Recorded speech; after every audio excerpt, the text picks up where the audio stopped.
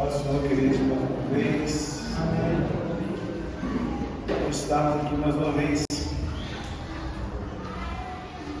Sabemos que o Senhor tem trazido paz no nosso interior. Se o Senhor não estivesse conosco, certamente nossos inimigos já tinham resolvido vivo. Nós temos sido bons com cada um de nós.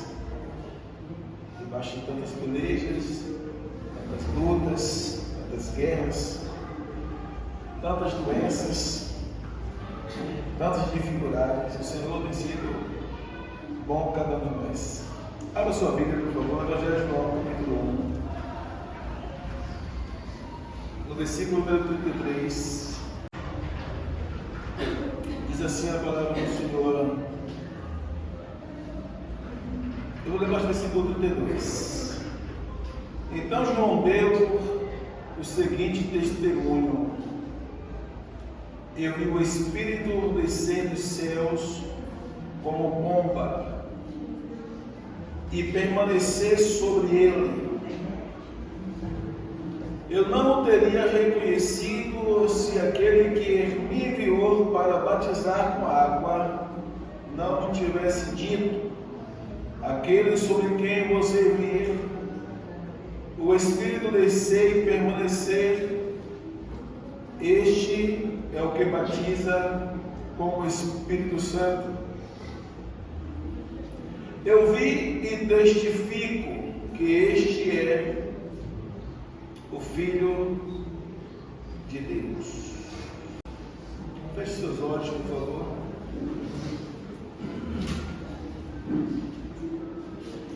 Pai Santo, em nome de Jesus Cristo, nós queremos estar no momento de agradecer ao Senhor por mais uma oportunidade que o Senhor nos concede.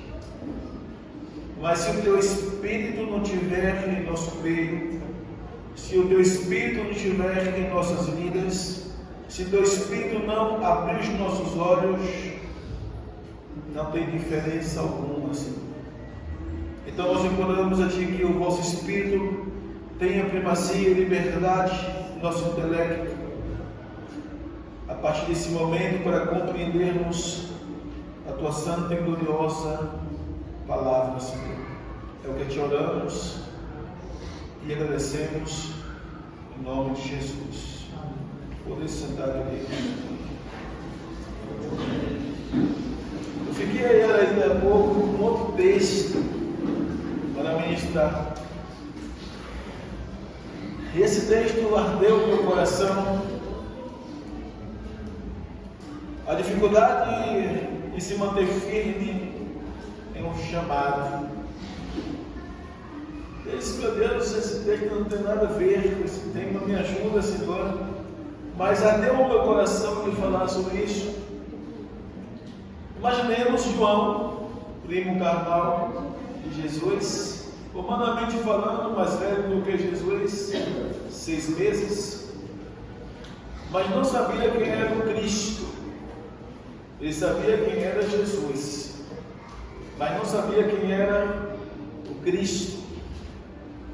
Alguns que já o conhecem têm o mesmo, mas Jesus até então, na visão, no conhecimento de João, era uma pessoa natural, uma pessoa normal, que ele via, conhecia, talvez até andava junto, mas ele não sabia que era o Cristo, ou seja, o escolhido, o ungido.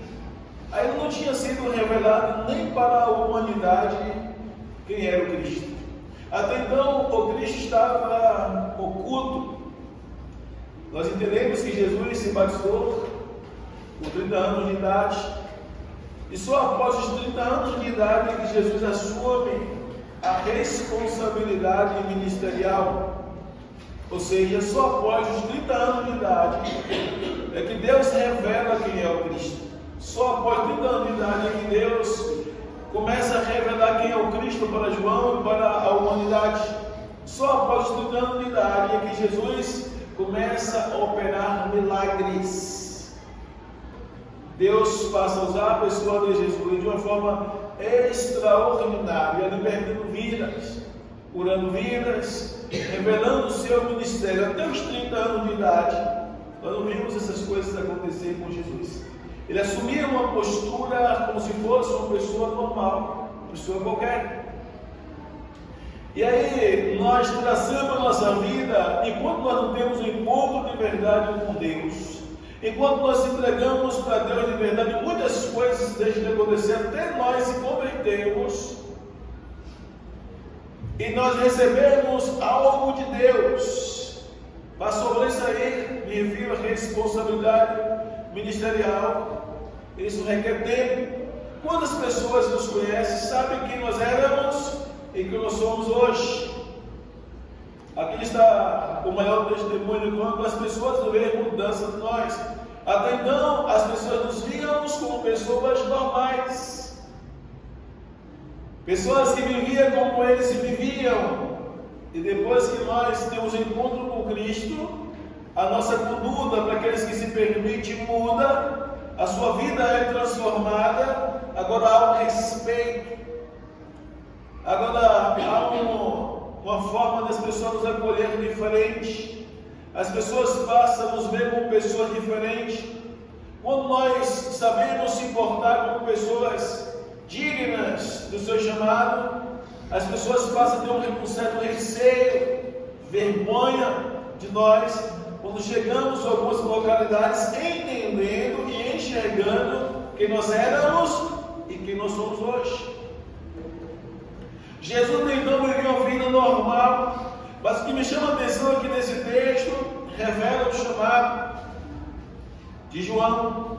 João disse: aquele que me enviou para batizar com água, se ele não tivesse me revelado quem era, eu não saberia quem seria.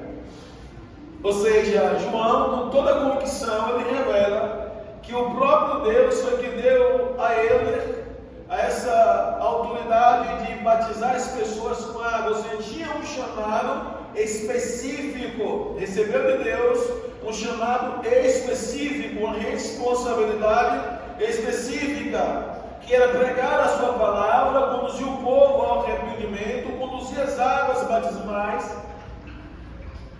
e seguindo o rito de batismo, e de repente Deus revela para João quem era o Cristo, ou seja, aquele que seria diferente de toda a humanidade, que tinha alcançado o favor de Deus acima de qualquer outro ser humano, que existiria sobre ele uma unção específica. Ele seria ungido com unção específica, diferente de qualquer outro ser humano na face da terra, com um propósito ou ministério bem diferente.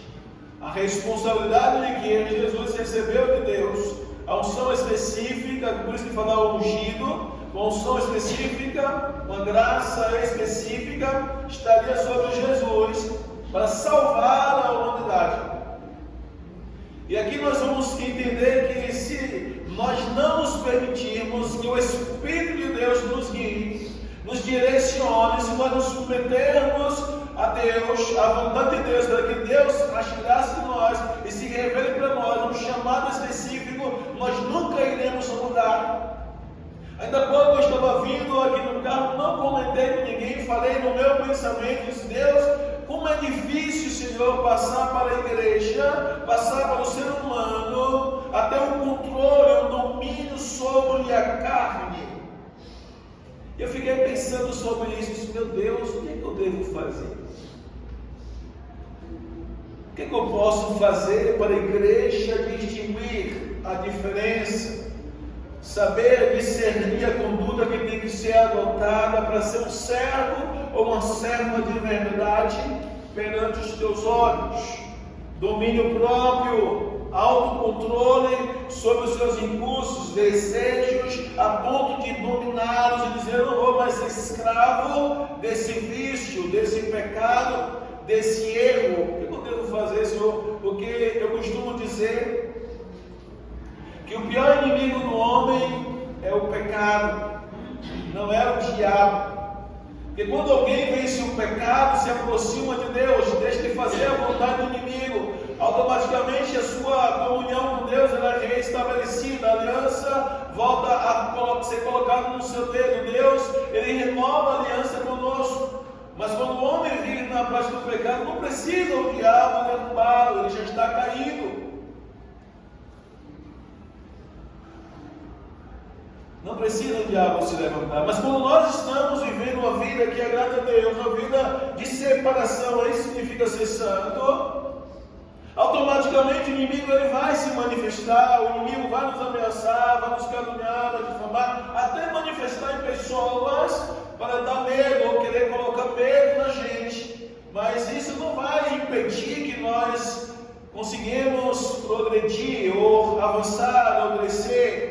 Mesmo debaixo de ameaças, isso não vai abalar a sua vida, a sua comunhão com Deus, se você agradá-lo.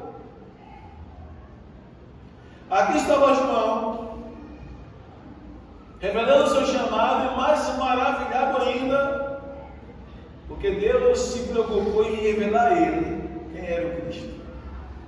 Imagine Deus falando para João: ó João, você é meu servo, eu te escolhi, eu te dei essa responsabilidade ministerial, você tem um chamado específico para conduzir o povo ao arrependimento, tem que pregar duro, tem que falar a verdade, a pessoa se converter, para preparar o caminho do Senhor. Você tem uma responsabilidade, um papel fundamental, mas eu vou revelar a você, eu estou revelando a você alguém que é maior do que você. Alguém que você vai ter que se submeter a ele. Você vai reconhecer que ele é maior do que você. E você não recebeu o mesmo dom que ele recebeu. Você sim, João, batiza com água, mas aquele que eu estou te revelando que é o Cristo, esse vai batizar com o Espírito Santo. João ficou tão feliz, tão alegre com essa situação, que ele começa a testemunhar a respeito de Jesus. É isso que acontece aqui, nesse versículo 32. Então João deu o seguinte testemunho: eu vi o Espírito descer dos céus como pomba e permanecer sobre ele. Eu não teria conhecido se aquele, olha você me falou, se aquele que me enviou para batizar com água não tivesse dito, não tivesse me revelado. A sobre aquele que você viu o Espírito descer e permanecer sobre ele é o que batiza com o Espírito Santo. Depois ele fala: eu vi e testifico, eu afirmo, eu dou testemunho que este é o Filho de Deus. Agora imagine a surpresa para João, conhecendo seu primo já em fase adulta, com 30 anos de idade, sem nunca ter ouvido a ele ser revelado que seria o Cristo, ou que era o Cristo, e agora depois na fase adulta, Deus revela para ele esse primo. Esse ele que é o Cristo. É sobre esse que eu derramo a graça, uma unção específica para salvar a humanidade. Vocês vão ler isso em Mateus capítulo 3, a partir do versículo 13, quando Jesus vai ter um encontro com esse mesmo João, que é o seu primo. E a Bíblia diz que Jesus foi lá para ser batizado por João, ou seja, porque aquele ritual de batismo tinha que permanecer ou continuar. Mas quando chega lá, esse João acaba resistindo. Ele não quer ser batizado. Ele diz: eu careço de ser batizado por ti, e tu vens a mim. Ou seja, João já tinha recebido a revelação de quem era o Cristo. Ele sabia que Jesus tem algo melhor, maior do que Deus lhe tinha confiado. Ou seja, João também queria receber o dom do Espírito. João também queria receber o batismo no Espírito. Ele também queria receber esse dom. Ele reconheceu que Jesus era maior do que eles. Eu careço de ser batizado por ti, e tu vens a mim. Pois está escrito: assim convém que nós venhamos cumprir toda a justiça. Ele aí submeteu. E o mais interessante é que ele vai lá nas águas do Rio Jordão, batiza Jesus, ele vê com seus olhos físicos. Esse texto da Bíblia ele revela o que Deus havia falado para ele, o que iria acontecer. Mateus ele narra que ele viu acontecendo. Ou seja, quando ele batiza Jesus, diz que ele viu o Espírito de Deus descer em forma corpórea sobre a pessoa de Jesus. E as pessoas que estavam ali ouviram uma voz dizendo: este é o meu filho amado, em quem me comprazo, ou em quem eu tenho prazer, alegria, satisfação de olhar para ele, de vê-lo. Será que é impossível Deus fazer com que nosso ministério, ou o ministério que cada um de nós desenvolva, será que é impossível? Eu sempre falo aqui no ministério que cada chamado tem uma unção específica. Ou seja, quando nós, sempre uma pessoa humilde vai se sentir incapaz. Por mais que Deus diga: eu sou contigo, vai, eu sou contigo, eu vou te usar, vou fazer. Quando a pessoa é humilde, ele sempre vai se sentir incapaz, sempre vai se humilhar e dizer: Deus, eu, Senhor. Mas é certo que a pessoa tem que entender que, além de ser dependente, tem que buscar em Deus uma capacitação melhor, uma unção específica para exercer um chamado específico. Ou seja, eu tenho um desejo de pregar, eu quero pregar igual fulano, beltrano ou ciclano, e eu quero pregar de uma forma assim, assim, assim, e eu percebo que em mim eu não tenho a mesma capacitação de verbalizar o que tem que ser pregado, a forma de falar, a forma de agir, a forma de conduzir a pregação. Aí eu tenho que buscar em Deus: Senhor, eu preciso de uma unção específica nessa área, Senhor. Eu tenho que buscar em Deus: Deus, me dá uma unção específica. Se o Senhor quiser usar igual, me usa diferente, mas eu quero uma unção específica, o dom da palavra, da ciência, o dom da palavra do conhecimento. Está escrito em 1 Coríntios capítulo 12 que isso é dons, então eu quero esse dom, Senhor. Isso pode abranger qualquer outra área, pode ser de cura, de libertação, pode ser o que for, mas precisamos entender que isto é uma graça. Ou seja, é uma unção específica, é uma capacitação vinda do alto, dos céus, de Deus, para levantar alguém para ser usado. Isso não vem de homens, não é capacitação humana ou imitação humana, não é porque eu quero que vai acontecer, não. Eu tenho que buscar em Deus essa capacitação. Senhor, me dá essa graça, e Deus é específico com Deus: eu quero graça tal. Eu quero ser usado na mensagem, eu quero ser usado em libertação, eu quero ser usado em nome de revelação, eu quero ser usado da forma, Senhor. Então me dá essa graça, me dá unção. A igreja, não sei, nos dias de hoje tem tido essa preocupação de querer ser um canal de bênção para a vida dos outros. Eu acredito que seja o maior serviço, o maior presente que o homem tem que alcançar de Deus, é os dons específicos para abençoar outras vidas.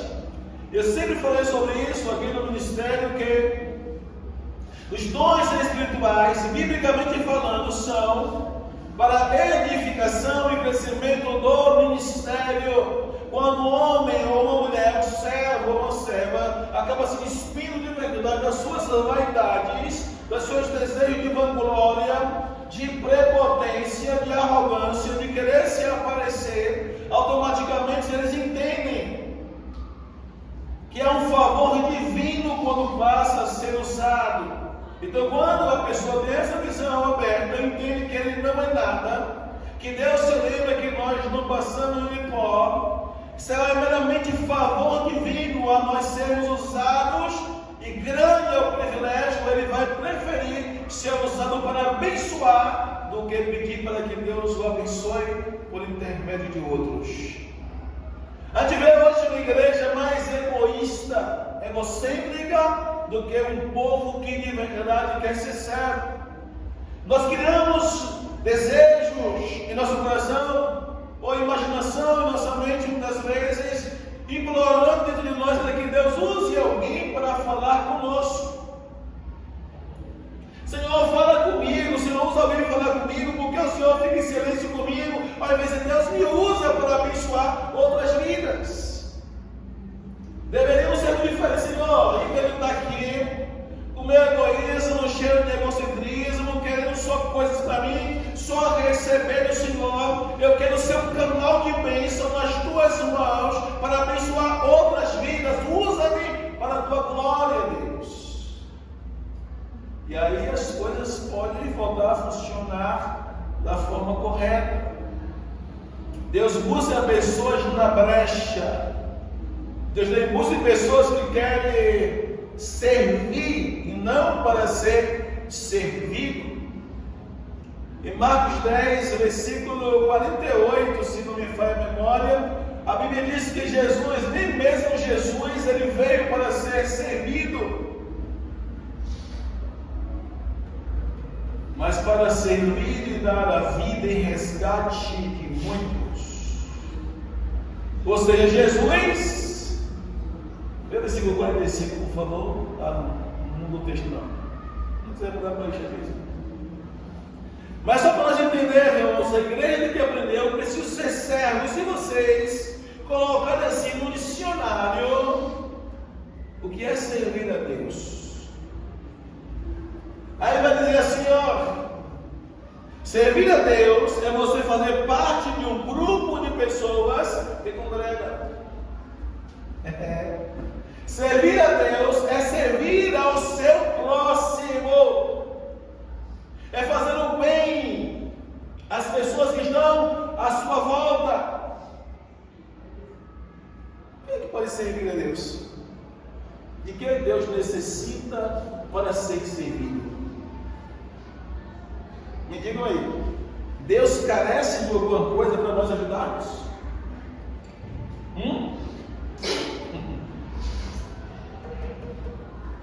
Então, se nós quisermos ser servos, servir a Deus não tem como. Na verdade, não. Se quisermos ser seus servos, nós vamos lutar para abençoar outras vidas. E quando eu decido abençoar dentro da sua condição, independente de quaisquer que seja as áreas da sua vida que você quer abençoar outras vidas, desde que você não manda o seu tudo, a Bíblia não manda o seu tudo, a Bíblia manda repartir, dividir, dentro da sua condição, você ajudar outras pessoas. É isso que é servir a Deus. Servir a Deus é você dedicar-se ao serviço do seu próximo. E se nós não tivermos ou abraçarmos a visão, você vai ler isso em Isaías capítulo 6, a partir do versículo 6, depois do encontro de Deus com Isaías, Deus faz um milagre na vida de Isaías, e aqui mostra que Isaías não se tornou uma pessoa egocêntrica. Mostra que Isaías não ficou mais preocupado só em querer receber. Mostra que Isaías, ele decidiu, ou estava decidido a abençoar outras vidas. Porque a palavra em indagação, ou em interrogação, ou a pergunta ficou no ar. Deus não dirigiu essa indagação à pessoa de Isaías. A quem eu enviarei? Quem há de ir por nós? Vocês entenderam? Deus falou, Isaías, vai lá, você vem, você quer ou não? Não. Houve só indagação. A quem eu enviarei? E quem há de ir por nós? Qual foi a reação de Isaías? Depois que recebeu um milagre. Foi querer ficar ali sentadinho ou em pé, só recebendo? Só pedindo? Não.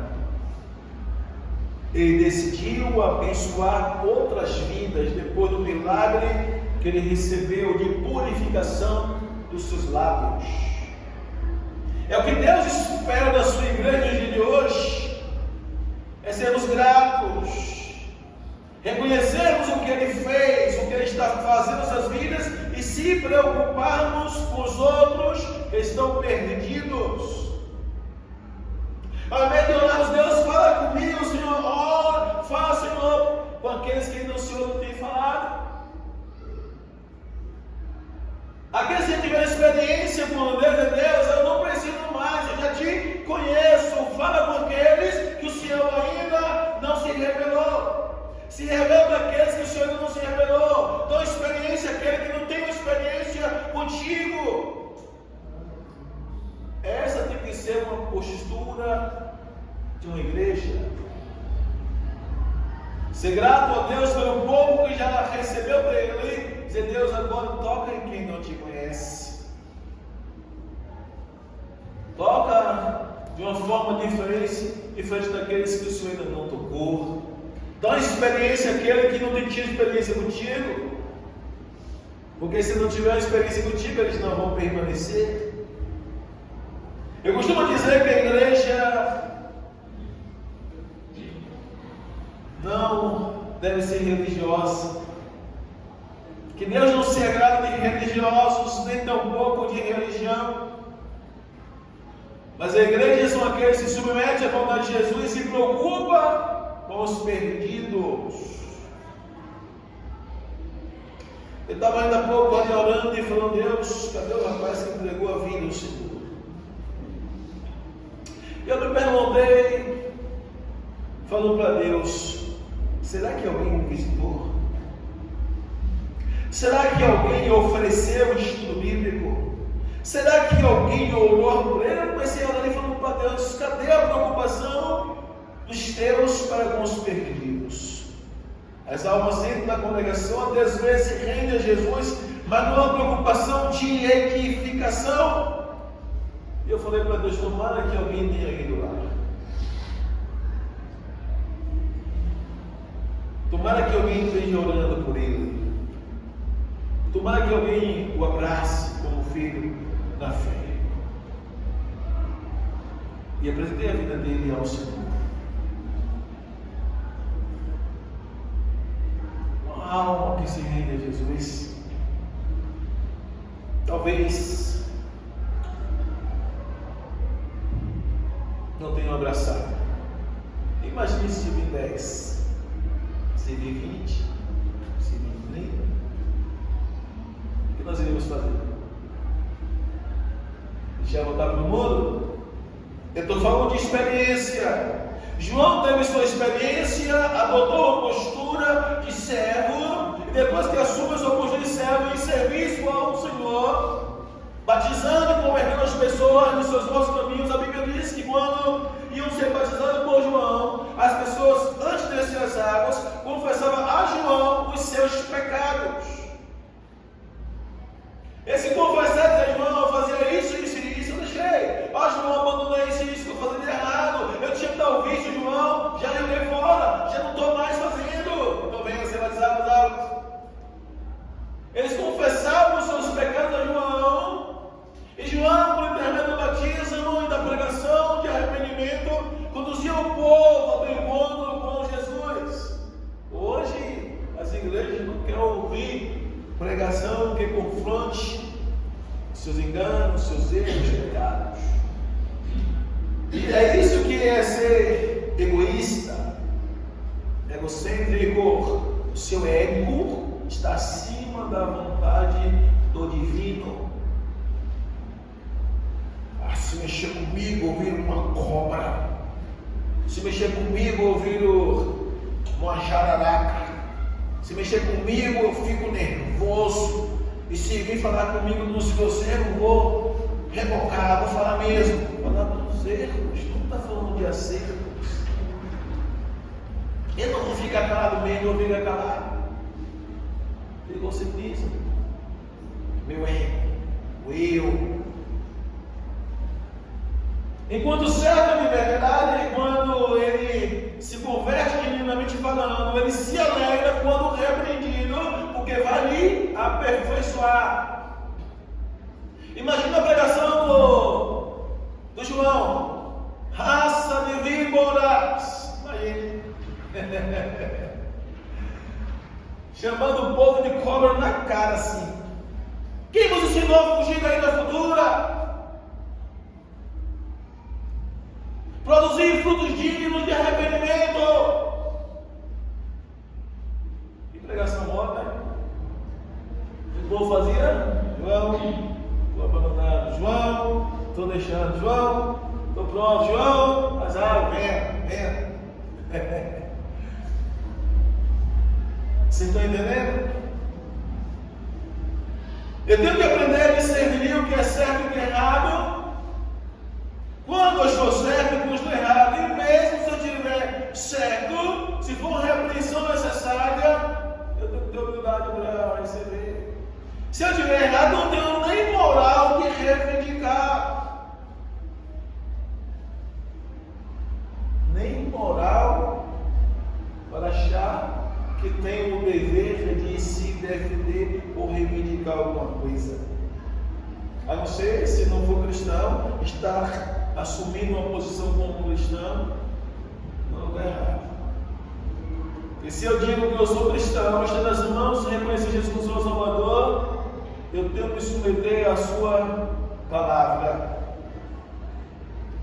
Se não me falha a memória, a primeira carta de João, no capítulo 2, no versículo 6, a Bíblia diz que aquele que diz que está nele, tem que andar como ele andou. Se não andar como ele andou, a própria palavra do Senhor diz que ele é mentiroso e a verdade não está nele. Aí é que está o problema, né? O que é que em Atos dos Apóstolos, capítulo número 11, versículo 32, a Bíblia diz que os discípulos pela primeira vez foram chamados de cristãos. Até mesmo os soldados romanos, quando foram pegar Jesus, eles não sabiam quem era Jesus. Se parecia tanto, seu comportamento parecia tanto com Jesus, sua linguagem parecia tanto com Jesus, que Pedro é reprovado pela mulher quando disse que não conhecia. Os soldados perguntou quem é esse, não sabia que era Jesus. Precisou Judas dar um beijo no rosto de Jesus para mostrar quem era o Cristo, por tão parecer em seus comportamentos, em sua linguagem, na sua conduta, que ninguém sabia quem era Jesus no meio deles. A Bíblia diz que os discípulos em Antioquia foram chamados cristãos, ou pequenos cristos, discípulos de Cristo, imitadores de Cristo.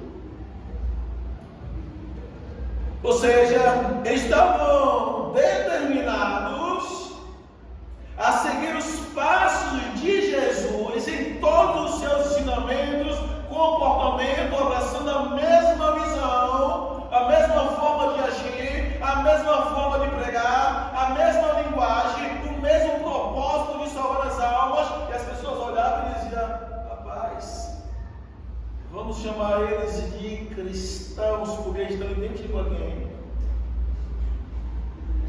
E hoje as igrejas, como é que estão? Estão preocupados em assumir a sua verdadeira identidade? Estão preocupados em imitar o seu mestre, de seguir os seus passos, de fazer a sua vontade?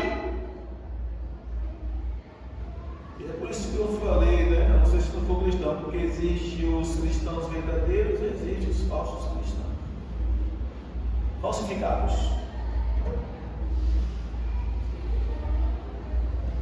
Agora eu fico assim maravilhado em ver Deus fazer isso com João. Eu fico observando, meu Deus, que coisa interessante. Deus revelar para João: esse aqui é o Cristo, o ungido. Ficou maravilhado. No capítulo 20 de Lucas, no versículo 1, diz assim: certo dia, Lucas capítulo 20, versículo 1 é o seguinte: certo dia, quando Jesus estava saindo, o povo no templo e pregando, saindo o povo do templo e pregando as boas novas, chegaram-se a ele os líderes fariseus, os chefes fariseus, os sacerdotes, os mestres da lei, os líderes religiosos, lhe perguntaram: com que autoridade você está fazendo essas coisas? Quem te deu autoridade? Ele respondeu: também lhes farei uma pergunta. Diga-me, o batismo de João era do céu ou dos homens? Eles discutiam entre si, dizendo: se dissermos do céu, ele perguntará: então por que vocês não creem nele? Mas se dissermos dos homens, todo o povo nos apedrejará, porque convencidos estão de que João era um profeta. Por isso responderam: nós não sabemos. Disse então Jesus: tampouco lhes direi com que autoridade estou fazendo essas coisas. Não tenho que dar satisfação a vocês. Não vou responder a vocês o que vocês querem ouvir.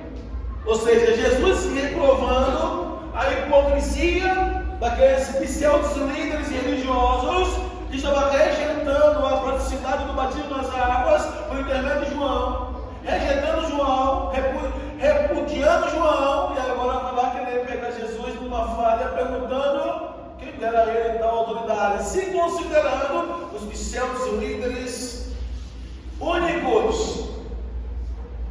Ou seja, Jesus era um impostor. Nós não te damos autoridade. Você está querendo fazer isso aqui? E a autoridade aí, se você anteceder um pouquinho, segundo o Evangelho de Lucas, no versículo 45, esse mesmo livro aí, capítulo 19, versículo 45, qual foi a autoridade questionada? 19:45 de Lucas.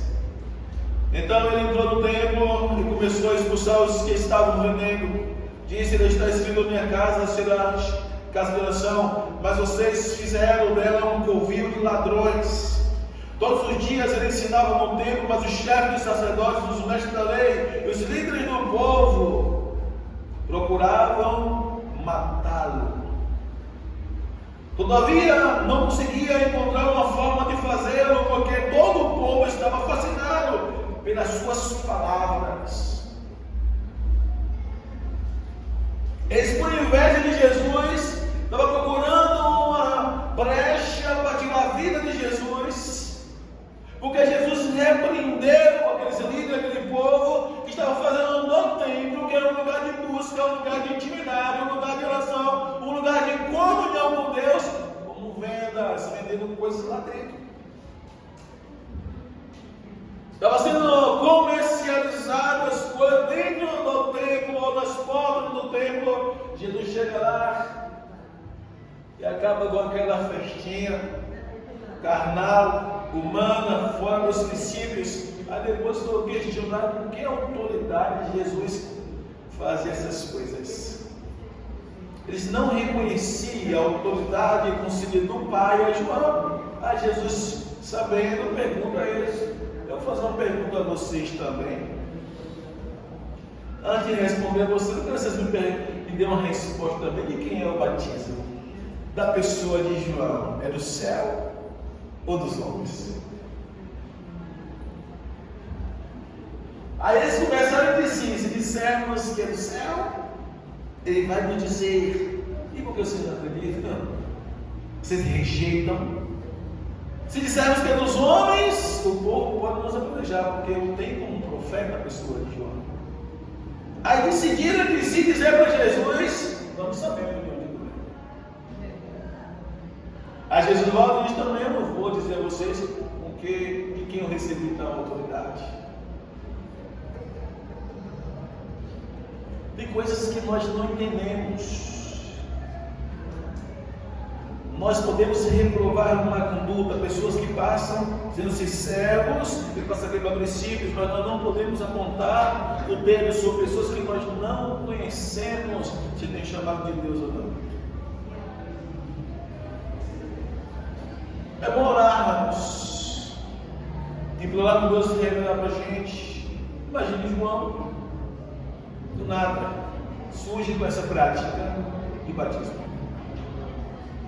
Não recebeu dos líderes fariseus, dos principais sacerdotes, essa autoridade. iam batizar as pessoas no Jordão, mas foi o próprio Deus que falou com ele. Nós acabamos de ler isso no versículo 2:33, que Deus, aquele que me enviou a batizar, eles não recebiam do alto, dos céus. É por isso que os pessoas perguntam: batizam João, é no céu da terra. Interessante que a gente vê pessoas hoje questionando o batismo nas águas, dizendo que os pastores brasileiros, tem alguns pastores que vêm para o Brasil, pregam o evangelho aqui, se dizendo ser igreja, detonam os pastores, dizendo que os pastores estão errados, e fica questionando o batismo ou a vida pessoal das pessoas antes do batismo das águas. Ah não, você está casado, tem que casar primeiro. Ah, não, está tudo errado, tem que gritar primeiro. Isso é errado, tem que batizar logo. E aí pega Atos dos Apóstolos, capítulo 8, a partir do versículo 32, de encontro de Filipe, o eunuco, o mordomo de Candace. Mordomo ali, está falando do servo, um administrador de bens, e alguém que lhe era confiado os bens da rainha de Candace. Aí pega esse episódio dizendo que ele não foi questionado se o homem estava em fornicação, em prostituição, se era um adúltero ou não. Não foi avaliado a vida da pessoa. Simplesmente foi lá e batizou. Ele disse: rapaz, interessante, né? Você torcendo a palavra de Deus, dizendo que está errado as pessoas se endireitar antes de descer nas águas. Ele disse: oxe, que torção terrível. Quando eu ouço essas coisas, eu não estou muito crente, eu já mudo logo, quando ficar indignado, eu vou logo mudando, eu vou ouvir outra pregação, eu vou ouvir outra coisa. Ou seja, nós temos que avaliar quem era aquele homem. Primeiro que ele era um servo e uma rainha. Servo significa uma pessoa, naquela pessoa, uma pessoa considerada digna de confiança em todos os seus bens. Ou seja, era uma pessoa leal, era uma pessoa provada pela rainha e viu que deveria confiar, que tinha a possibilidade de confiança em seus bens. Ou seja, era uma pessoa de caráter. Rei nenhuma, rainha nenhuma vai confiar os seus bens na mão de pessoas desleais. Então a conduta daquele homem, profissionalmente falando, já era alguém aprovado. Segundo, onde ele estava e para onde ele estava indo. O que ele estava fazendo? Coisas que tem muitos cristãos que hoje não faz. Fica esperando só uma nada em domingo de noite, em terça de noite, em quinta de noite, escrever. Meditação da palavra. Estava numa carruagem viajando em direção a Jerusalém para o culto de adoração ao Deus de Israel, meditando a palavra de Isaías, ou o profeta Isaías, especificamente o capítulo 53. Meditando a palavra, e o mais interessante acima de tudo, o que aquele homem era, que foi o Espírito Santo que falou a Filipe. Existe alguém que conhece mais o ser humano do que o Espírito Santo? Existe. Ele conhece as profundezas dos nossos corações, coisa que o próprio ser humano não se conhece, não sabe o que pode ter no seu coração. O Espírito Santo conhece. O Espírito Santo foi quem direcionou Filipe, aprovou o eunuco, mostrando para Filipe que ele era digno de ser batizado naquele momento. Não foi Filipe que foi pondo sem direção, sozinho, porque queria: eu vou batizar ele agora, não. O Espírito Santo que falou a Filipe: vai, chega-te essa carruagem. Chegou lá, encontra esse homem meditando. Ele estrategicamente pergunta: entendes porventura o que estás lendo? E o texto vai dizer que ele mandou para a carruagem, convidou Filipe a subir na carruagem, seguiu em viagem, e Filipe começa a anunciar as boas novas. Boas novas ali, está falando concernente a vida de Cristo e o propósito pelo qual ele veio. o quanto ele padeceu pela humanidade para salvar da condenação eterna. E quando pergunta a ele se ele acreditava, ele diz assim para Filipe: eu quero ser batizado. Até ele sabia que nada o impedia de ser batizado. Eis aí, ele ainda mostra para Filipe: para a carruagem e vai ser batizado. Homem íntegro, confiável, indo para Jerusalém para adorar, meditando a palavra. Olha só, olha as virtudes que esse homem tinha. E o mais interessante, Filipe, que direcionado pelo Espírito Santo, presta atenção naquele nome. Primeiro o anjo, depois o Espírito Santo. Primeiro o anjo fala com Filipe, depois o Espírito Santo fala com Filipe, os dois falam com Filipe. É só para nós entendermos, né? Se você tiver um certo discernimento sobre conduta, vai ver que não era um homem qualquer.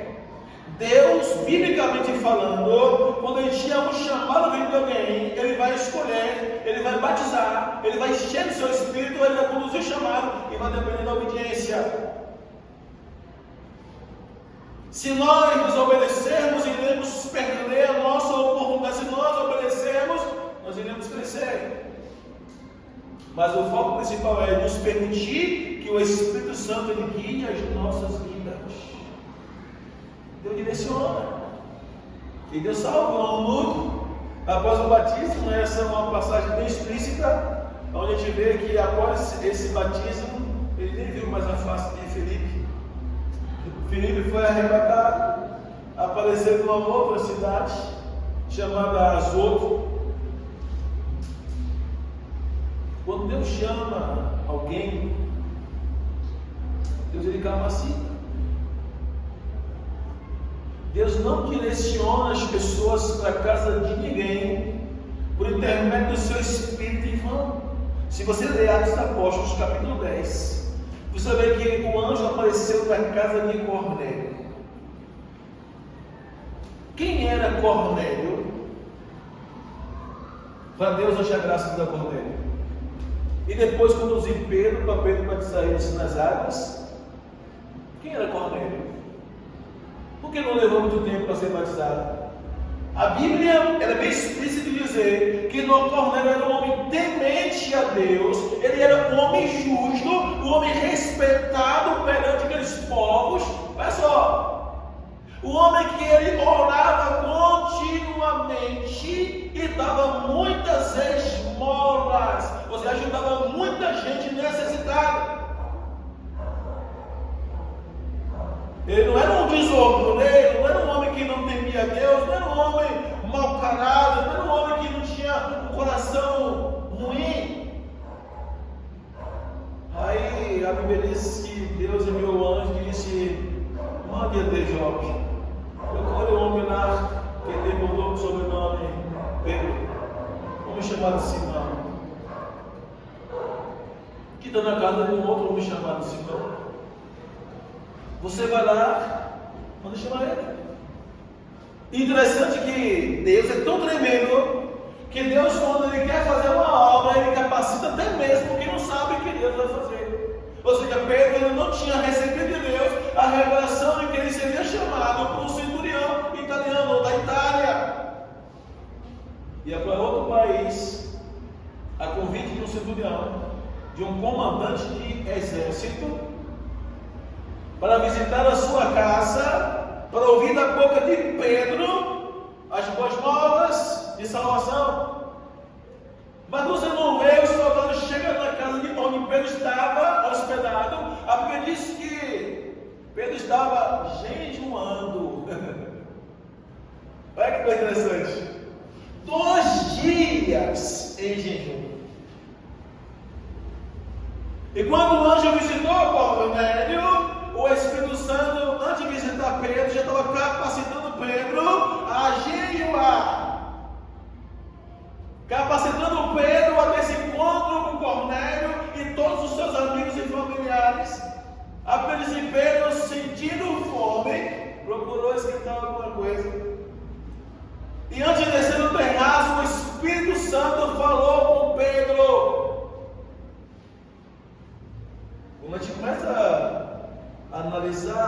pessoa tiver, o Espírito Santo ele não conduz pessoas na cara de qualquer pessoa, mesmo que ele não assumiu profissão de fé. Pessoa de Neemias já orava, já servia, já era íntegro, era justo, de repente disse, não é grande Neemias, vai lá. Falta só o principal, a salvação eterna. Falta o principal, a salvação eterna. Vai lá Felipe, agora vai lá Pedro.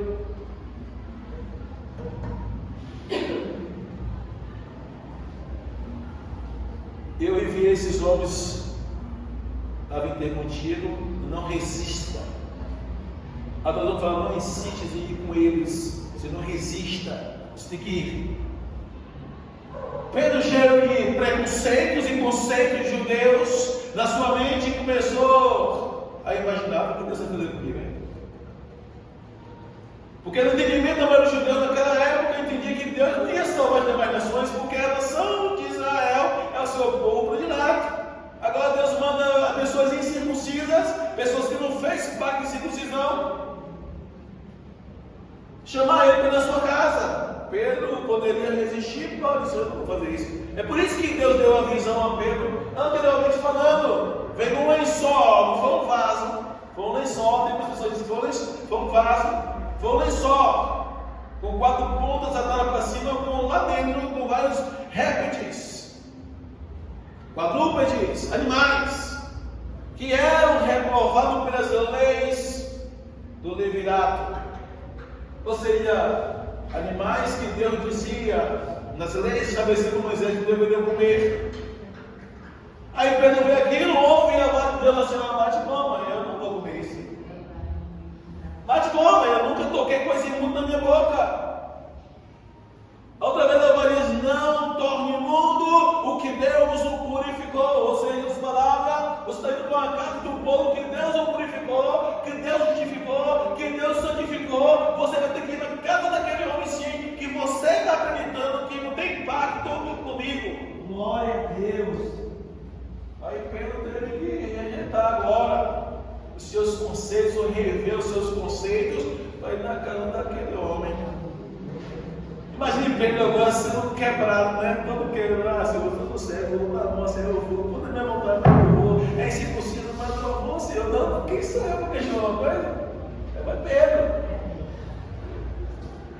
E quando chega lá, para surpresa de Pedro, ele pergunta, por que o Senhor mandou me enviar? Ou mandou me buscar? O Senhor enviou me buscar? E ele começa a falar, né? O anjo apareceu a mim aqui, mandou me chamar e tal. Agora nós estamos aqui. Mas se vocês observarem, aquele centurião era um homem tão sábio, que ele selecionou até as pessoas que estariam na sua casa para o momento da recepção de Pedro. Vamos tirar aqui uma lição rapidinho. No meio da multidão, ele separou os puros, os justos, os honestos, pessoas de sua confiabilidade, que sabiam que eram pessoas íntegras. Ele não misturou as pessoas erradas com as pessoas santas.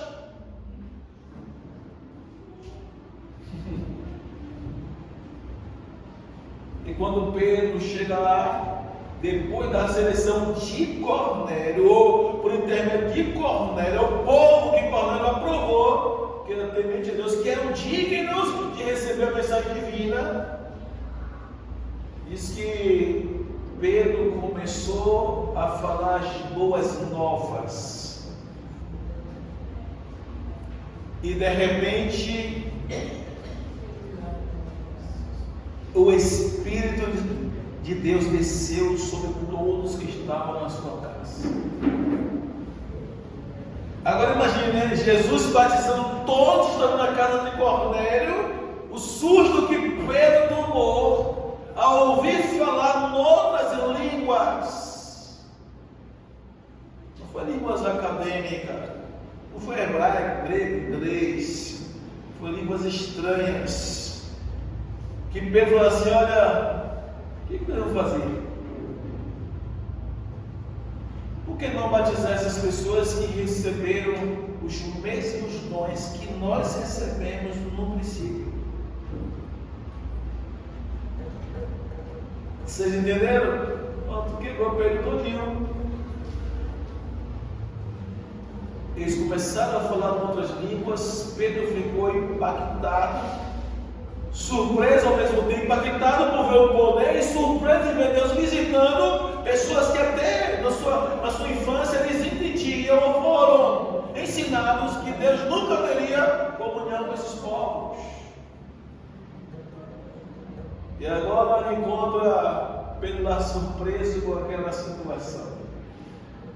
Jesus batizando todos com o Espírito Santo. Isso deu uma repercussão, uma preocupação tão grande que teve que ter uma reunião das autoridades para questionar Pedro, entendendo que Pedro tinha quebrado princípios.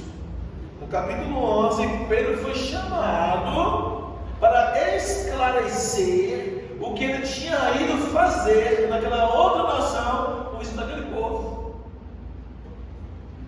Aí Pedro começa a falar tudo que aconteceu, o que Deus tinha feito, porque ele podia rejeitar ou impedir o batismo sobre aqueles que Deus tinha dado o dom que eles também tinham recebido.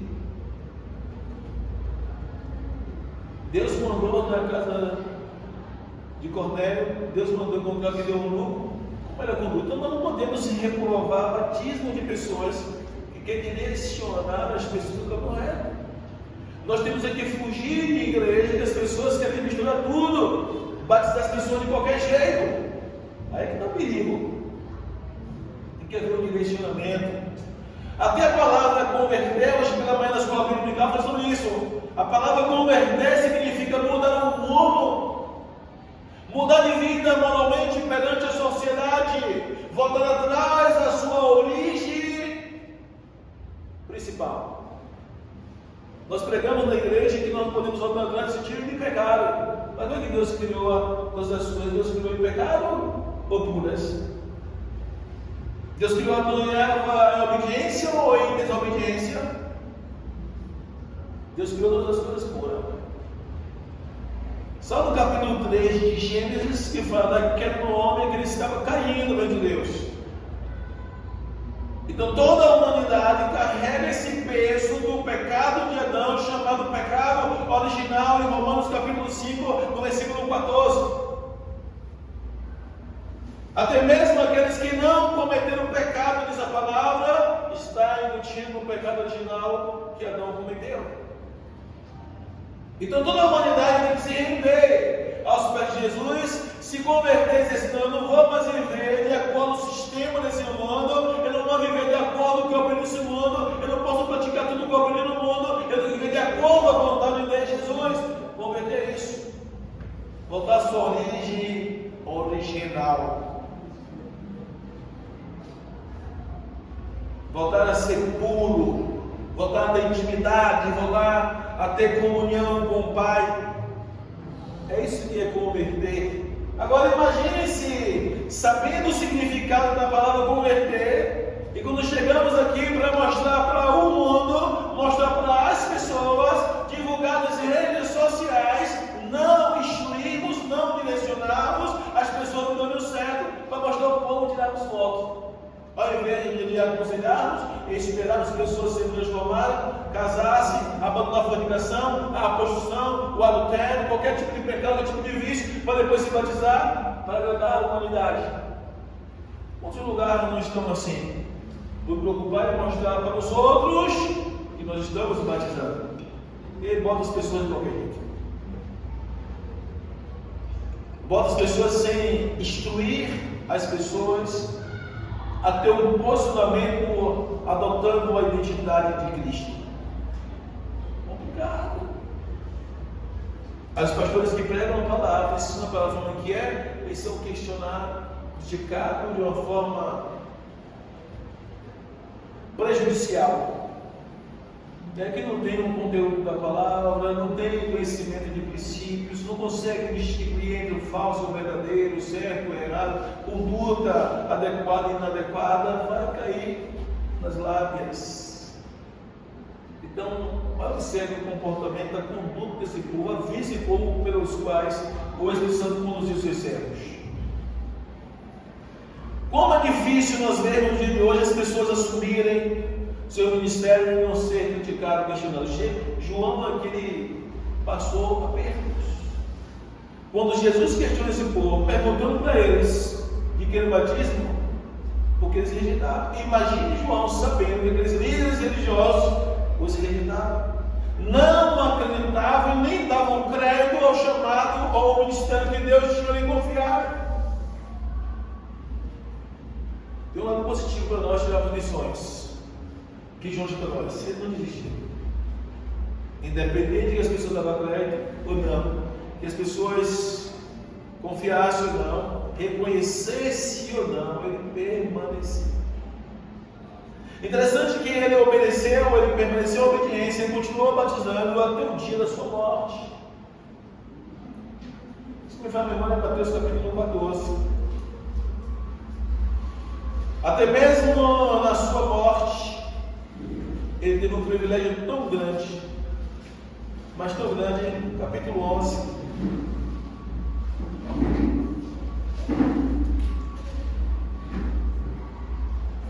Versículo 14. Mateus capítulo 11, versículo 14. No capítulo 14 ele é decapitado, mas no capítulo 11, versículo 14, Jesus dá um testemunho.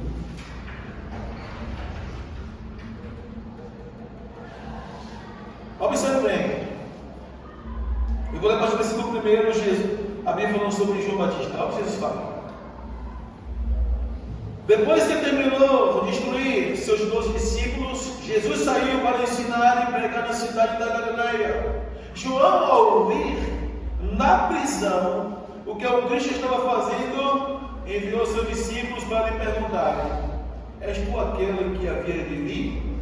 Ou devemos esperar algum outro? Não, paradinha rapidinho, que é isso. Depois que eu versículo 4. Antes de ver João dando testemunho, né? Aquele que me enviou a batizar com água, ele me disse: sobre aquele que você vir, o Espírito descer sobre ele, este aqui batiza com o Espírito Santo. Eu vi e testifico que este é, ou ele é, o Filho. Agora, depois de tantas rejeições, tanta peleja, tanta falta de reconhecimento social, ele tem dúvida. Você vê que existem circunstâncias nas quais nós nos sentimos apertados, e se nós vacilarmos, entra dúvidas em nossas mentes. O homem que estava firme dizendo que Jesus é o Filho de Deus, que tinha recebido revelação divina, agora está perguntando: não estou aqui que ele vive, ou esperando outro. Agora está em que situação? Onde que ele estava? No cárcere, prisão, um servo de Deus, preso indignamente, ou seja, não cometeu nem um erro, por injustiça da sociedade, ele estava preso. E sabe qual foi o motivo da prisão dele? Você sabe? Porque ele chamou o rei agora e disse: ei, você não pode possuir a mulher do seu irmão.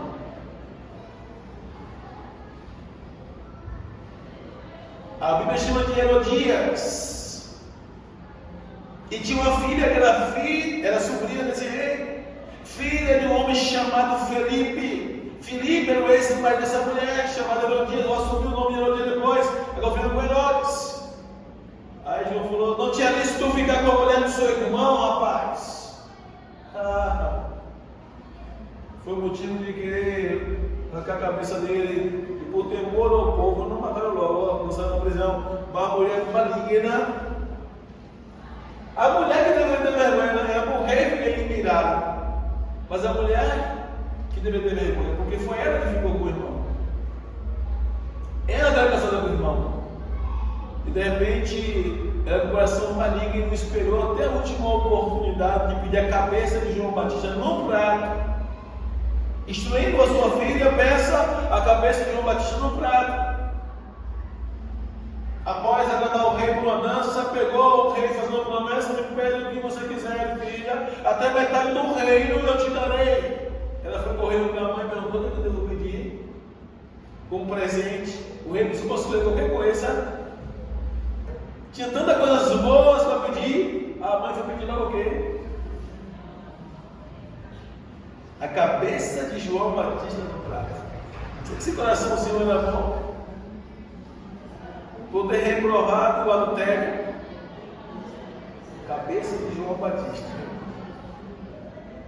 Versículo 4. Jesus respondeu: volte e anuncie a João que vocês estão ouvindo e vendo. Os cegos veem, os mancos andam, os leprosos são purificados, os surdos ouvem, e os mortos são ressuscitados. E as boas novas são pregadas aos pobres. E feliz é aquele que não se escandaliza por minha causa. Quem foi a palavra final? Diga a João para não se escandalizar, não? Diga aí para não ficar em dúvida, não. Eu sou o que sou. Enquanto saíam os discípulos de João, Jesus começou a falar à multidão a respeito de João. O que vocês foram ver no deserto? Um caniço agitado pelo vento? O que vocês foram ver? Um homem vestido de roupas finas? Ora, os que usam roupas finas estão nos palácios reais. Afinal, o que vocês foram ver? Um profeta? Sim, eu lhes digo, e mais que profeta, este é aquele a respeito de quem está escrito: enviarei o meu mensageiro, ou o meu anjo, é o meu significado, à sua frente. Ele preparará o teu caminho diante de ti. Digo-lhes a verdade, entre os nascidos de mulher, não surgiu ninguém maior do que João o Batista. Que testemunho lindo! Os discípulos vêm perguntando a Jesus, e indagando a Jesus a pergunta que João fez. Jesus vai consolar a pessoa de João, dizendo: não, diga para os sinais a mim, diga os sinais que está acontecendo. E depois o discípulo de João sai. Agora ele começa a falar na multidão, que vocês vão ouvir. O mais interessante é que ele faz uma indagação, né? Vocês viram ver um homem de vestes reais, ou você resplandecente, ou um caniço, açoitado pelo vento. Ou seja, uma vara usada por Jeová para bater forte. O vento, biblicamente falando, é comparado ao Espírito. O Espírito é como o vento. Capítulo 3 do Evangelho de João, a partir do versículo 7, versículo 8, vai falar sobre isso. E o vento sopra onde ele quer, não sabe de onde vem nem para onde vai. Assim é todo aquele que é nascido do Espírito. Você acha que João ia querer ser repudiado, desprezado? Mas o chamado que Deus chamou de João não era para bater forte, pregar duro, conserto, conduzir o povo ao arrependimento de verdade. E aqui está o segredo de um verdadeiro cristão. Ele não tem que se corromper, ele não tem que se contaminar, ele tem que se preocupar com a transformação das vidas, não é com poder aquisitivo. Ah, mas se eu bater, vai sair uma boa quantidade da igreja. Se vai sair da igreja, porque não é da igreja, ó. Bye bye. Fazer igual uma pessoa falou para outra: ah, estou indo embora, demorou. Tchau, tchau.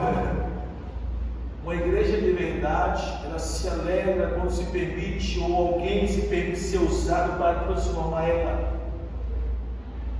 João sabia o seu chamado, sabia o propósito, sabia o que ia dar no final. A gente vê isso, as multidões indo se batizando por ele, confessando os seus pecados. O pior erro de um líder é querer mudar o seu comportamento para agradar a multidão. Quando nós estamos direcionados pelo Espírito, nós pregamos a palavra da forma que ela é, para conserto, suas vidas se render a Jesus. Quando pessoas arrependidas dos seus erros, dos seus pecados, pessoas desejando mudar. E quando os líderes começam a querer agradar as pessoas, a pregar aquilo que Deus não mandou, a pregar aquilo para agradar a humanidade, automaticamente começam a se corromper, começam a esfriar.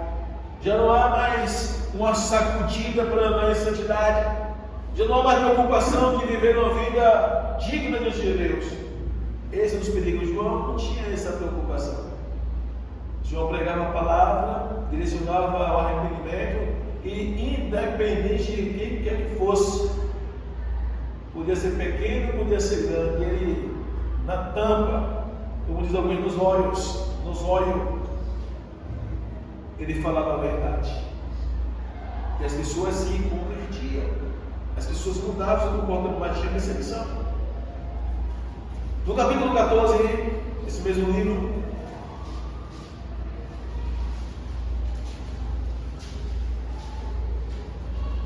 diz assim: por aquele tempo Herodes, o tetrarca, ouviu os relatos a respeito de Jesus e disse aos que serviam: este é João Batista, ele ressuscitou dos mortos, por isso estão operando nele poderes miraculosos, pois Herodes havia prendido e amarrado João, colocando na prisão por causa de Herodias, mulher de Filipe, seu irmão, porquanto João lhe dizia: não te é permitido viver com ela. Herodes queria matá-lo, mas tinha medo do povo, porque esses consideravam como profeta. No aniversário de Herodes, a filha de Herodias deu sorro diante de todos e agradou tanto a Herodes que ele prometeu sob juramento dar o que ela pedisse. Influenciada por sua mãe, ela disse: dá-me aqui no prato a cabeça de João Batista. O rei ficou aflito, mas por causa do juramento dos convidados, ordenou que lhe fosse dado o que ela pedia, e mandou decapitar João na prisão.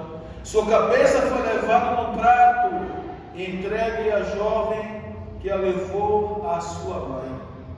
Os discípulos de João vieram levar o seu corpo e o sepultaram. Depois foram contar isso a Jesus. Às vezes nós não conseguimos compreender o porquê Deus permite algumas situações em nossas vidas depois de falar conosco. Há poucos dias aqui Deus usou uma pessoa para falar com Carice, que queria marchar. Vamos usar só ela aqui na ilustração para nós entendermos. No dia seguinte, Carice estava toda capa. Cheia de dor, em cima da cama, vixe, toda arrebentada. Aí eu falei: tem pessoas que não entendem eu falar de Deus, né? Eu te chamei para marchar, você não desanima, você vai enfrentar uma luta, uma peleja. Quando Deus falou com a gente, não fala comigo: ah, filho, eu sou contigo, não te preocupes com o que vão falar, vem bomba. Um dia você comigo, vá para Isaías capítulo 41, versículo 9 a 13. Aí ele disse: ai, Jesus. Eu lembrei dos trechos que eu fui lá militar. Eu me preparei logo: você vem bomba. Disse lá: vem bomba, Jeová. E foi uma peleja terrível. O diabo quer que nós vamos na cidade inteira. Pessoas falam mal de mim em alguns lugares. Eu tive que ir em alguns lugares para mostrar as provas. E eu fiquei assim: meu Deus.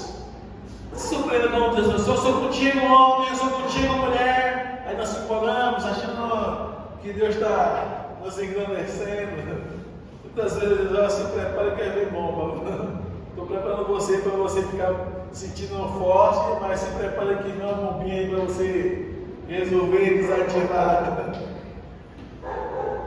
Geralmente é assim: Deus fala conosco, eu sou contigo. Se estiver passando pela peleja, eu sou contigo, eu não desistir. Mas se não estiver indo na peleja, vai curar. É uma preparação emocional e sentimental. para não afetar o físico. Deus sempre fala conosco. Deus falou isso. Se você vê a história de João Batista, o que aconteceu com o seu pai, que era um sacerdote, ele entra no templo, no seu tempo de ofício, assumiu o seu ofício sacerdotal, ele entra no templo e está naquela dúvida de qual nome seria colocado. E o povo queria colocar o nome de João Batista igual ao nome do seu pai, chamado Zacarias. Ele entra no templo, lá dentro, quando ele volta mudo, ele não consegue falar.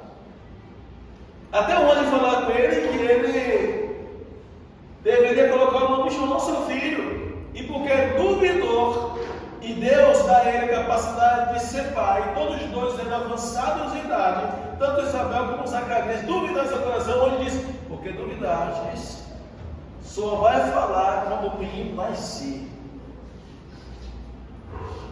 E quando ele sai lá de dentro, o povo fica espantado, o que aconteceu? Fica deitado.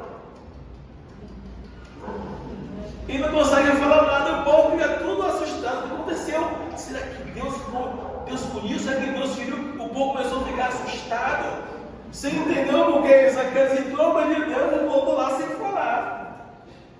Agora imagine esperar 9 meses sem conseguir falar quem falava.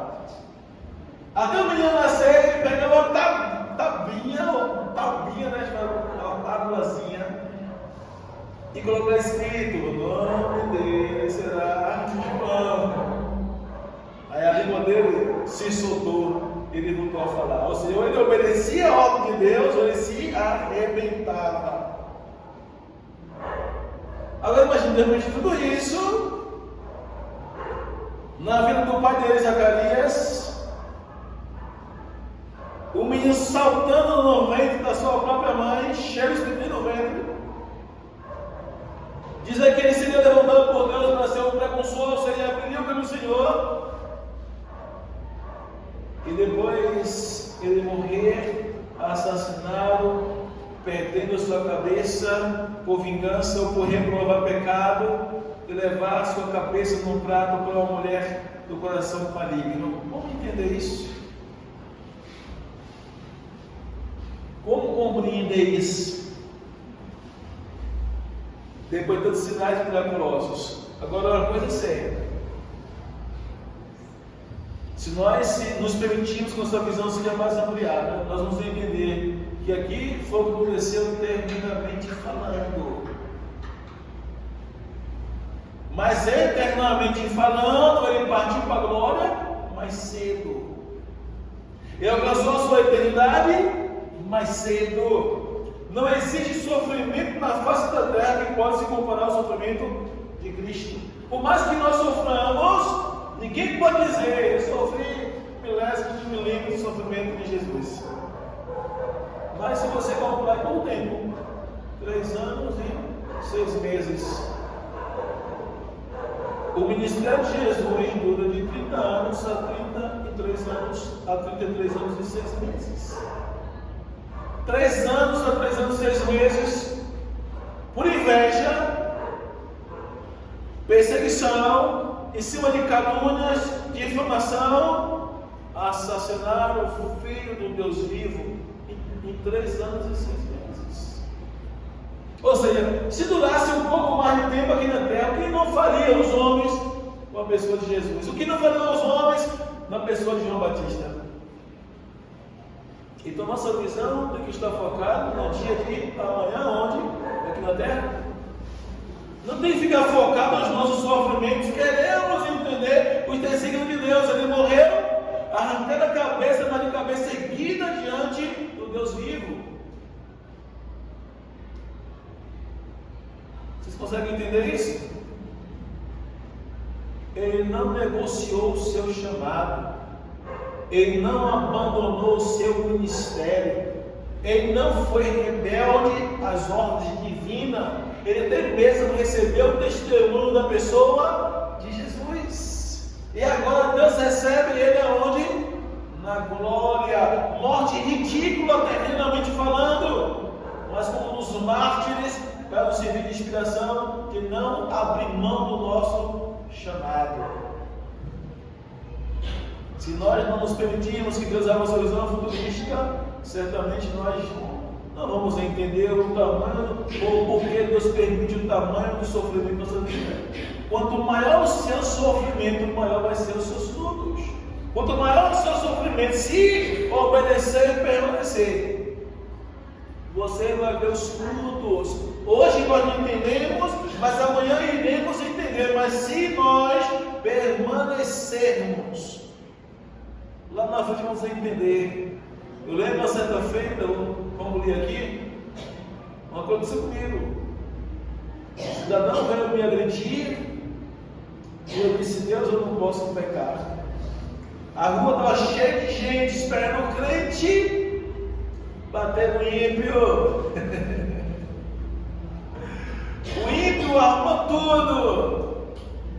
O diabo esperando a minha queda, oportunidade de dar só um soco e ficar na lona. E ele disse: Deus, eu não posso pecar. Uma mulher que era índole cristã, ela falou assim para mim: Gel, ela me chama de Gel, eu vi que você não quis bater nele. Vontade não faltou, não. Vamos ser francos, sinceros. Mas ali foram os pontos cruciais de Deus abrir os olhos daquela mulher a querer ir para a igreja. Vocês conseguem entender isso? Eu convidei para ir para a igreja, eu ofereci o estudo bíblico. 7 anos no estudo bíblico. Está firme como a rocha. Então os nossos sofrimentos estão servindo de inspiração de fé para muita gente. Nós temos que ser sábio. Eu não posso ser uma pessoa que vive murmurando, reclamando, maldizendo a vida. Aonde chega a minha vida é um fracasso, a minha vida é assim, a minha vida é assada, eu não aguento mais. Não é para Deus ficar vivendo assim. Porque serve de desestimular as pessoas que estão percebendo que você é uma serva, um servo de Deus. Você tem que decidir a mensagem, deixar a mensagem positiva, mesmo que por dentro, igual Paulo falou. Com temores e tremores. Mas as pessoas precisam ver em nós mensagem positiva. Eu não abro mão do meu Jesus.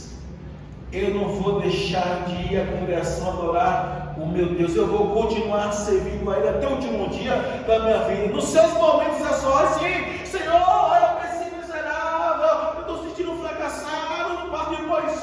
Olha para mim, Jesus, me sara, me cura, me purifica, me levanta. Eu estou me sentindo fracassado, eu estou em cair, Senhor, me ajuda. Nos momentos a sós, não se quebrar todo de Deus, se humilhar, chorar, clamar, implorar, mas os momentos perante os ímpios, os nossos familiares perdidos, você pode estar sangrando por dentro, mas deixa uma mensagem positiva. Daqui a pouco eu vim para a igreja por causa de você, sabia? Não é por causa de Jesus, não. Tem gente que é ignorante, não entende isso. Os ímpios vêm por causa do comportamento seu. Até descobrir Jesus, enxergar Jesus, compreender Jesus, ter experiência com Jesus e permanecer firme em Jesus, vai se espelhar em você, não é Jesus. Se fosse em Jesus, os ímpios, nenhum de nós ia ganhar ninguém, não. Porque as pessoas precisam ver Jesus em nós. Em obediência. E aí fulano, rapaz, eu fiquei sabendo que Ciclano fez justiça contigo. E aí, não vai se vingar não? Estou falando não, vou perdoar. Se assustam. Não, perdoa, é uma pessoa digna de pena, que Deus abençoe, tenha misericórdia. Por isso vai odiar. As pessoas se assustam. Ixi, ficou bobo? Ficou besta? Como Deus abre a visão da pessoa, ficou para a igreja. Rapaz, eu preciso ser diferente também. Você consegue ser? Até o apóstolo Pedro, quando Jesus falou para ele que deveria perdoar 70 vezes 7, eles pediram: Senhor, Ajuda-nos em nossa incredulidade. Quantas vezes devo eu perdoar o meu irmão? 7 vezes? Não digo 7 vezes, 70 vezes 7 por dia. Lucas escreve dizendo se não está arrependido. Porque alguns sem vergonha, desculpa, eles não voltam arrependido. Não tem humildade sincera. Deus que faz o mal, ele se achega, mas não pede perdão. Ele se aproximar, mas não pede perdão. Ou eles continuam fazendo, mas não pede perdão. Quando o Lucas falou assim, eu vou estar arrependido, meu irmão, reconheço que eu quero lhe pedir perdão, me perdoe. É isso que é voltar arrependido. E não fazer de novo. Porque arrependimento é a mudança de comportamento. Quando eu me arrependo de um erro, eu não vou repeti-lo. Senão é complicado. Nós precisamos da visualização para o futuro. Lá na glória. Não importa o que passemos aqui, deixemos uma mensagem positiva para nós conseguirmos ter os frutos que por nosso intermédio vai ser salvo. Se fosse as pessoas olhar para Jesus, as pessoas ímpias olhar para Jesus e se converter, Jesus ou Deus não ia cobrar da gente. Às vezes vai chegar o dia que Deus vai dizer assim, mostre-me as tuas mãos. Deus vai pedir conta das almas que Deus queria salvar por nosso intermédio. E se nós nos esquecemos dessa responsabilidade, ou se fosse por causa de Jesus que as pessoas vêm à igreja, não é por causa de Jesus. Qualquer um da gente aqui pode observar que com isso nossa fé fomos para a igreja porque nós vimos alguém nos dar testemunho. Ninguém me prova o contrário. Você viu a transformação da sua mãe, a dedicação, aquilo mexeu com você. Minha mãe é assim. Meu pai era um servo, meu tio era um servo, minha tia era uma serva, meu amigo era um servo, minha amiga era uma serva. Alguém pregou para você o testemunho de Lázaro? Quem foi algum de Lázaro? Foi Jesus? Ou foi alguém usado por Jesus na barraquinha do lanche? Hein? Então nós temos que entender, o homem ímpio, eles não enxergam Jesus, eles não veem Jesus, eles recebem um bom comportamento de nós como cristãos, ser atraído pelo nosso comportamento e dentro da congregação orar para que Deus possa abrir os seus olhos e se revelar a Ele. Ele vai pedir conta. Agora, se nós dermos um bom testemunho, nós vamos ver os frutos, nós vamos entender que ele, para que ele pense o todo, não é quantas almas hoje a gente está no prejuízo de Deus. Oh Senhor, não entendia, não me perdoe, Senhor, não entendia, me perdoe, Senhor, pelas murmurações, das reclamações, das maledicências, me perdoa, Senhor, pela rebeldia, eu não entendia, me perdoa, eu entendo, Senhor, eu tenho que te glorificar para que uma alma, 2 almas, 10 almas, 20 almas rendidas aos pés de Jesus por causa do sofrimento que eu passei. Deus não permite que a gente passe nada acima do que nós podemos suportar. E sem o Espírito Santo nós não podemos chegar a lugar nenhum. Então abrace o seu chamado, abrace o seu ministério, não abra mão. Ainda nos aconselho ainda, busque a Deus, dons específicos, unção específica para exercer com perfeição o chamado que Deus confiou na sua mão. Se não for assim, o que devemos fazer é com perfeição. Quando eu falo perfeição, é a nossa vida diária condizer com aquilo que nós pregamos. Nós temos que pregar o que nós vivemos e viver aquilo que nós pregamos. Se não viver o que prega, não adianta pregar. E se não pregar o que vive, piorou ainda. É isso que é ser autoridade. Para não chegar no lugar. João era o que ele pregava. Jesus era o que ele pregava. Ele é o que ele pregava e o que ele prega. Eu vou encerrar a mensagem aqui. Vamos se colocar de pé para nós orarmos, por favor. Agradecer a Deus.